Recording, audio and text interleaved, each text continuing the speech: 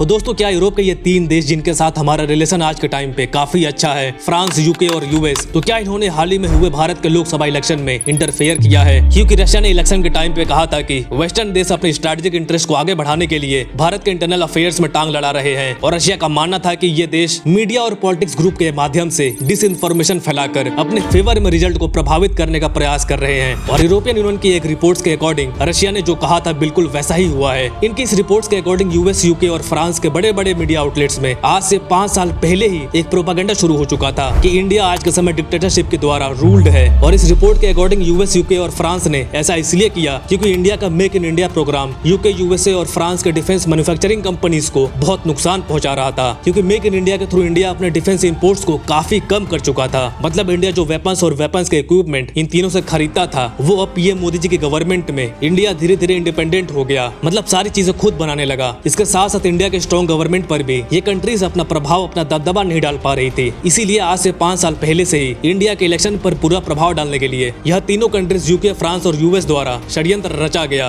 और ये सब कहना है यूरोपियन यूनियन के इस रिपोर्ट्स का, जिसका जीता जागता सबूत है HRW यानी कि ह्यूमन राइट्स वॉच, जो अमेरिका के द्वारा फंडेड है। इसने अपनी रिपोर्ट्स में इंडिया को नेगेटिव दिखाना शुरू किया, और ऐसे ही कई झूठी रिपोर्ट्स के थ्रू एक प्रोपेगेंडा फैलाना शुरू कर दिया गया ताकि इंडिया के लोग मोदी के खिलाफ हो जाए, जिसका एक और एग्जांपल है जर्मनी का ये यूट्यूबर। तो खैर दोस्तों, इन रिपोर्ट्स में कितनी सच्चाई है, क्या लगता है आपको, कमेंट्स में हमें जरूर बताइए, और चैनल को भी सब्सक्राइब करना बिल्कुल ना भूले।